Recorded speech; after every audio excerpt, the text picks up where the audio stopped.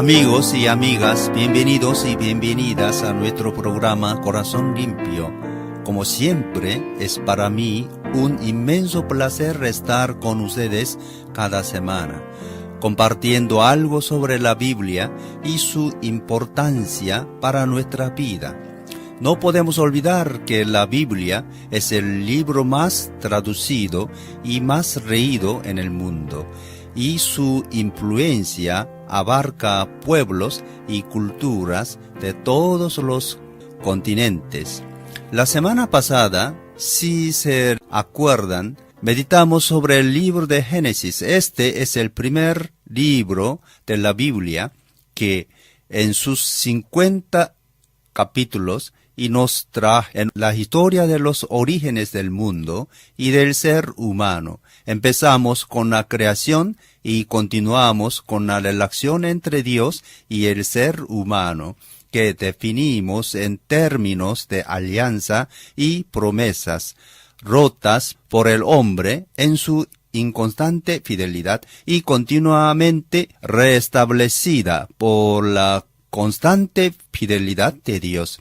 Y terminamos con la figura emblemática de José de Egipto, que ya nos introducía en el segundo libro de la Biblia, el Éxodo, que será objeto de nuestro estudio de esta semana. Como ya dijimos, hablando de Abraham y después de la familia de José, lo que llevó a estos a ir a Egipto fueron hambrunas muy grandes que asolaban la región. Y eso fue lo que empujó muchos israelitas a ir a Egipto.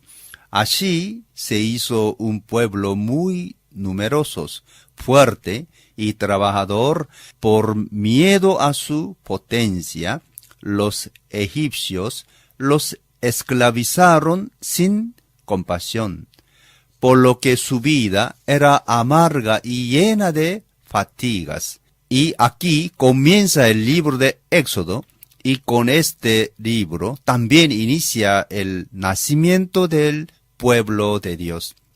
Lo que hay que buscar es la verdad de la enseñanza que Dios quiso inspirar a los, es cómo Dios interviene en la historia humana para salvar a su pueblo y a través de él llegar con su propuesta de salvación a todos los pueblos.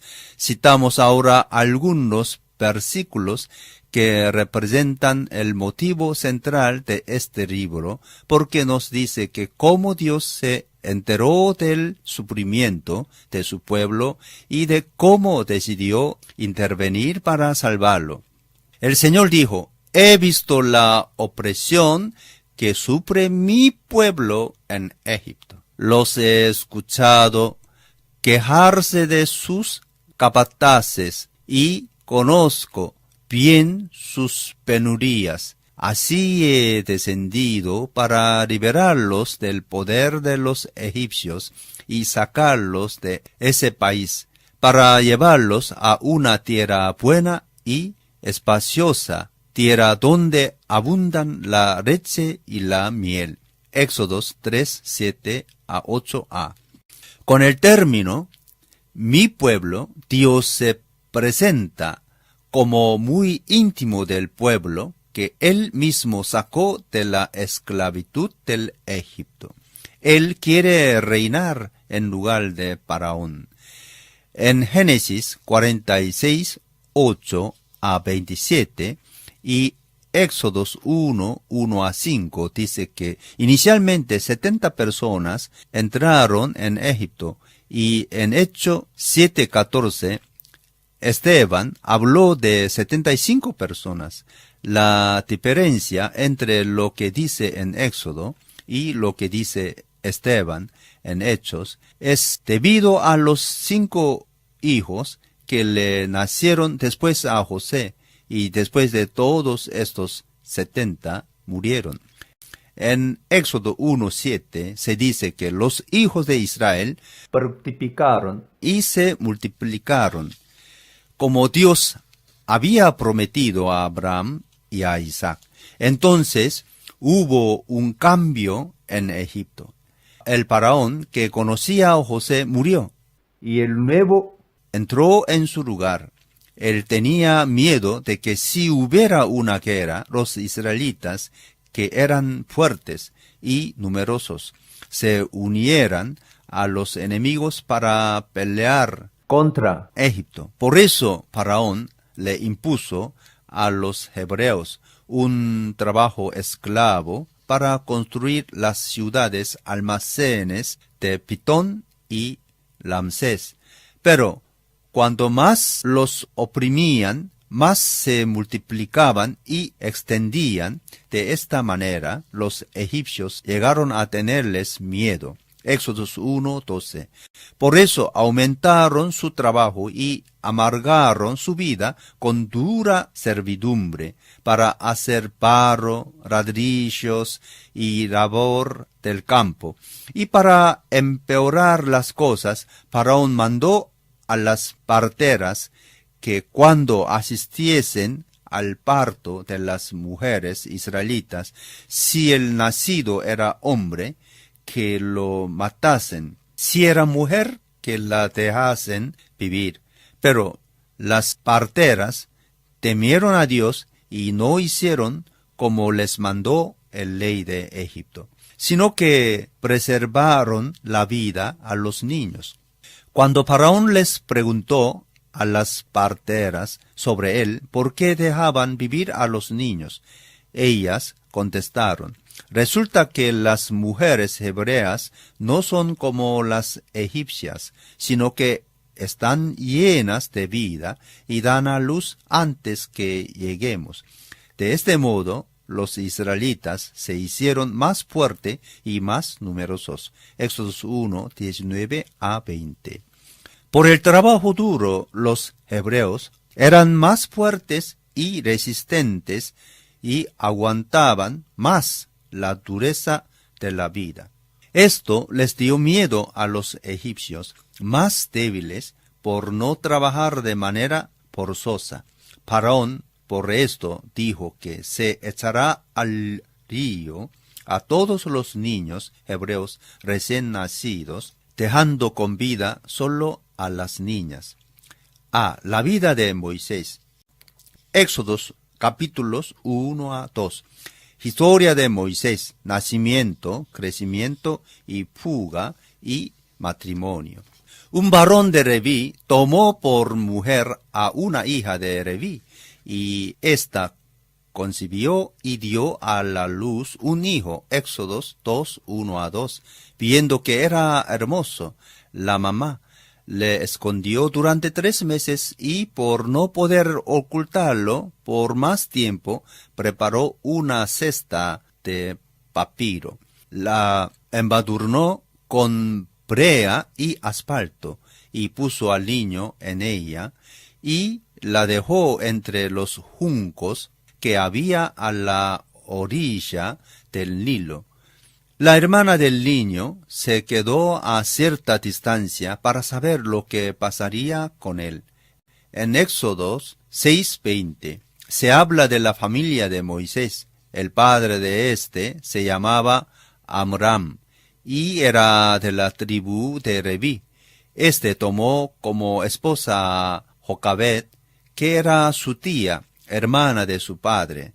No se sabe qué edad ésta tenía, pero en contexto del tiempo, donde se tenían muchos hijos, era normal que las tías tuviesen más o menos la edad de los sobrinos. Los hijos que nacieron de ellos fueron Aarón y Moisés. De la hermana de Moisés, que se llamaba María, se habla en Éxodo 15:20, donde ella es presentada como una profetisa, hermana de Aarón. Ella cantó una canción de victoria cuando cruzaron el mar Rojo. Volviendo al capítulo 2, cuando el niño Moisés fue puesto en el río, fue encontrado por la hija de Faraón, que había bajado al río para bañarse con sus sirvientes. Estas miraron alrededor para que la hija de Faraón se bañara con tranquilidad. La princesa vio la cesta de papiro y mandó que se la trajeran. Luego que abrió la cesta, vio al niño que en aquel momento lloraba.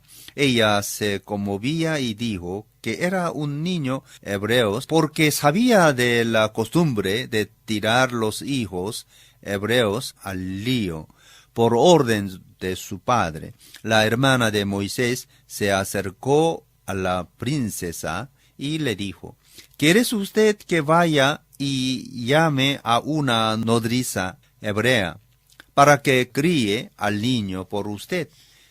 Ve a llámala, contestó la princesa. Entonces la muchacha fue y trajo a la mamá del niño. La princesa dijo a la mujer: llévate a este niño y críamelo, y yo te pagaré por hacerlo. La madre del niño se lo llevó a su casa y lo crió. Crecido el niño, se lo llevó a la hija de Faraón, que lo adoptó como hijo suyo y le puso por nombre Moisés, y dijo: yo lo saqué del río.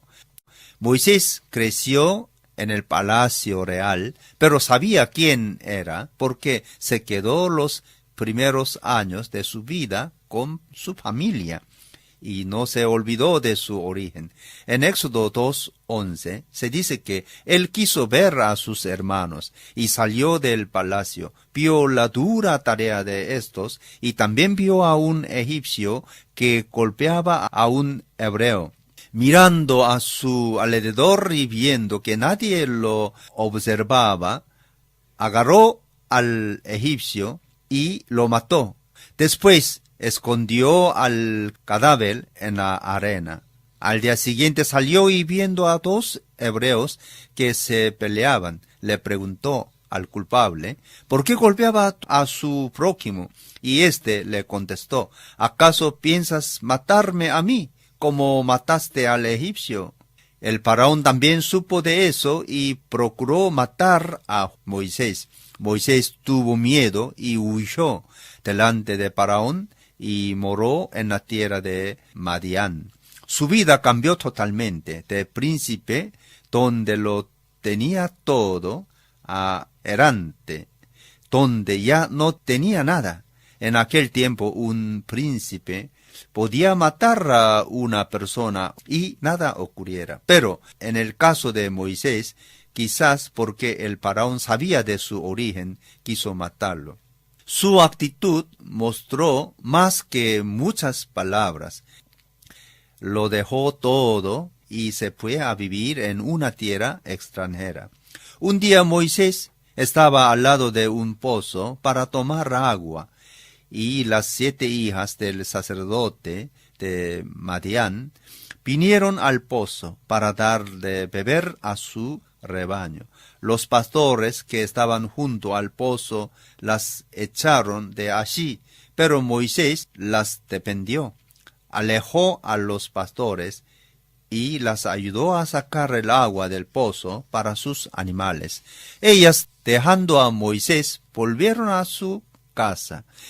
El padre de ellas les preguntó cómo volvieron tan pronto, y ellas le contaron que un varón egipcio las había defendido de las manos de pastores. Les sacó el agua del pozo y también dio de beber a las ovejas. Su padre preguntó dónde estaba aquel hombre y por qué lo habían dejado solo y que lo invitaran a comer. En la cultura de aquel tiempo, una mujer podía encontrar a un hombre solo con el permiso de su padre. Moisés se quedó a vivir en casa de Reuel, que le dio como esposa a su hija Séphora. Esta dio a la luz un hijo que llamó de Gersón, que significa forastero soy en la tierra ajena. Éxodos 2, 22 y 18:2. Al siguiente hijo le pusieron el nombre de Eliezer, que significa el Dios de mi padre me ayudó y me libró de la espada del faraón. Éxodos 18:4. Moisés, en los nombres de sus hijos, quiso narrar su vida. Moisés ya vivía en tranquilidad, pastoreando el rebaño de su suegro. En Éxodo 2, 23 a 25, dice que mucho tiempo después murió el rey de Egipto. Los israelitas seguían lamentando su condición de esclavos y clamaban pidiendo ayuda. Sus gritos desesperados llegaron al oído de Dios, quien, al oír sus quejas, se acordó del pacto con Abraham, Isaac y Jacob. Fue así como Dios se fijó en los israelitas y los tomó en cuenta. Este tramo dice claramente que el Dios de la Biblia nunca se olvida de los pobres y de los afligidos. B. Moisés se encuentra con Dios.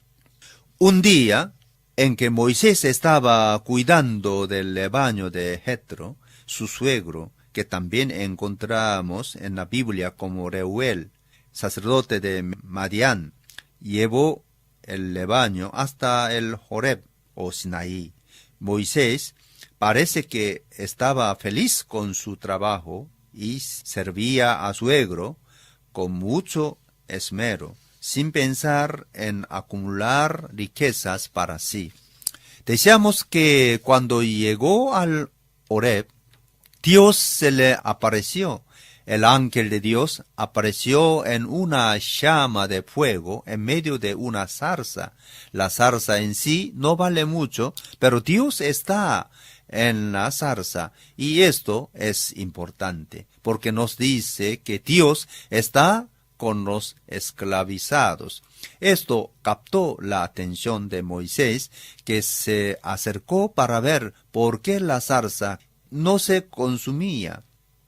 Allí el Señor, cuando vio que se acercaba para mirar, lo llamó de entre la zarza: Moisés, Moisés, no te acerques más, y quítate las sandalias, porque estás pisando una tierra santa.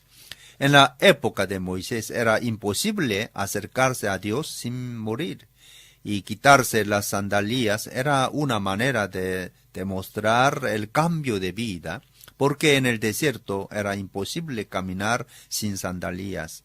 Nosotros, gracias a Jesús, que derribó el velo que cubrían el santuario, podemos acercarnos a Dios sin miedo.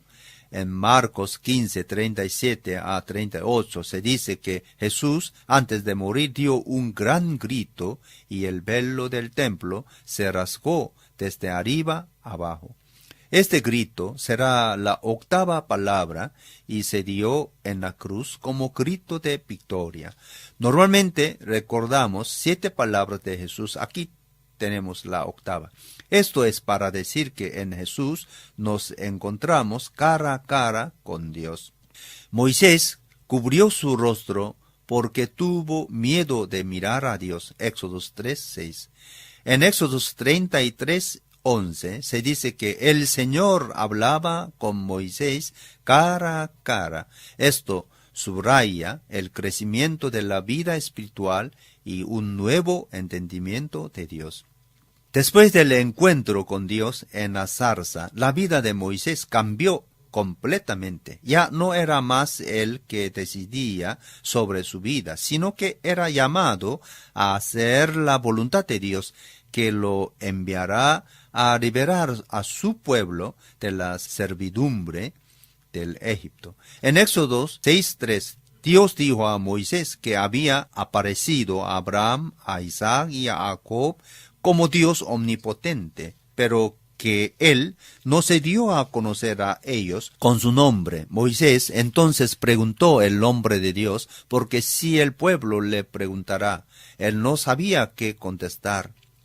Dios entonces dijo a Moisés: yo soy el que soy, cuyo significado posible es Emmanuel.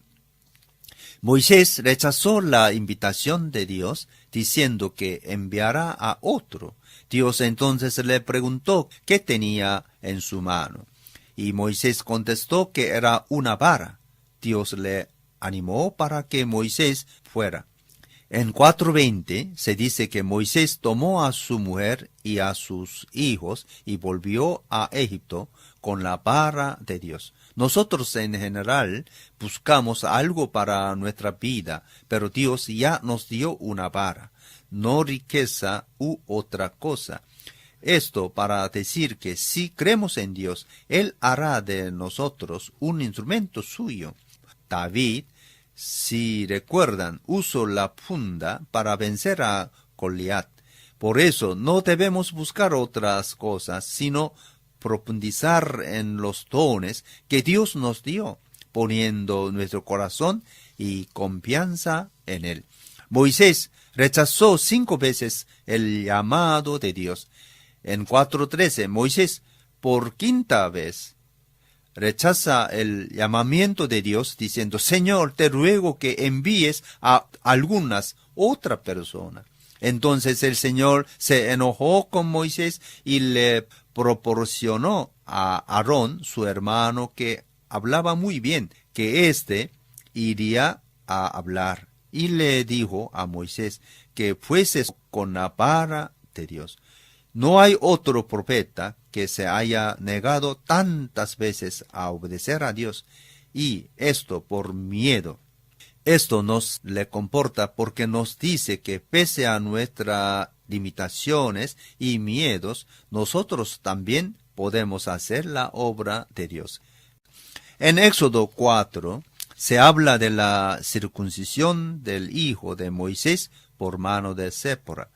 Moisés se encuentra con Faraón en el capítulo 5. Faraón se niega a escucharlo. Hay una división en el pueblo. Moisés ora a Dios. En el capítulo 6, Moisés vuelve a Faraón. C. Contenida de Dios con Faraón. En los capítulos del 7 al 11 se habla de las 10 plagas de Egipto. Cuando Moisés y su hermano llegan al Faraón, hay una señal de la fuerza de Dios para que éste deje ir al pueblo. El bastón que Aarón tenía en la mano se transforma en una serpiente. Enseguida empiezan las plagas. La primera es el agua que se convierte en sangre. En el capítulo 8 tenemos la segunda plaga, la de las ranas. La tercera es la plaga del polvo y de los piojos. La cuarta es la de las moscas.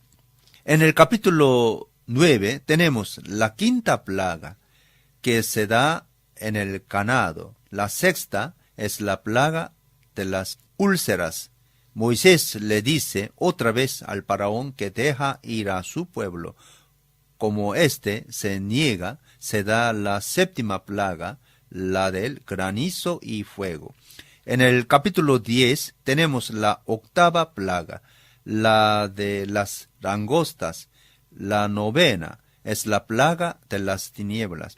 En el capítulo 11 se da la última, que es la muerte de los primogénitos de los hombres y de los animales.